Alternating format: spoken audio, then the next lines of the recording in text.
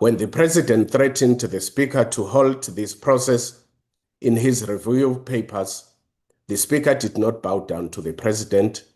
The impeachment committee continued to operate independently and resolved to oppose the President's application. The Speaker has not abandoned Parliament's accountability process, nor has she prevented the committee from exercising its mandate independently and without favor. However, we appreciate there are concerns against the Speaker, which this House should not dismiss. The Speaker has obtained legal advice from the State Law Advisor, which concluded that she was under a duty to oppose the President's review application. She nevertheless chose to abide. The IFP does not contend that a legal opinion is binding, nor that seeking further advice is inherently improper. The Speaker is entitled to exercise independent judgment, but where she departs from expert advice obtained in relation to the constitutional obligations of her office, the standard of accountability must rise. More importantly, she must recognize that departing from clear legal advice on a matter of this magnitude creates legal and institutional vulnerability. A second supporting opinion justifying her decision to abide does not by itself remove that risk. Our Constitution requires this House to exercise oversight and ensure accountability. The National Assembly rules require the Speaker to protect the effective, transparent, and accountable functioning of the House and to act fairly and impartially. Those standards must apply to the Speaker herself, but they must also apply to this motion.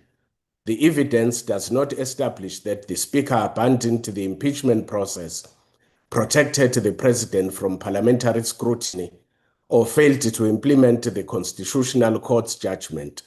In fact, it shows the opposite.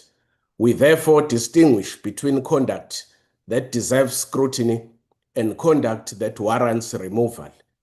The former has been demonstrated. The latter has not.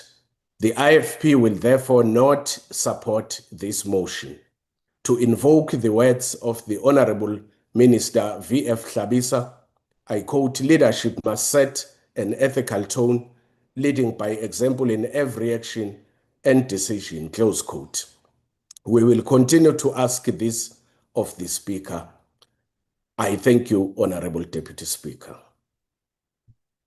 The next speaker is the Honorable Daniels.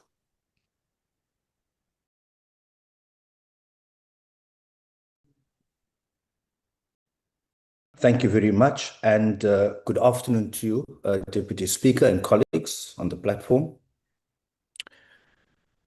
Deputy Speaker, let me articulate why the PA is confident that this motion will not carry.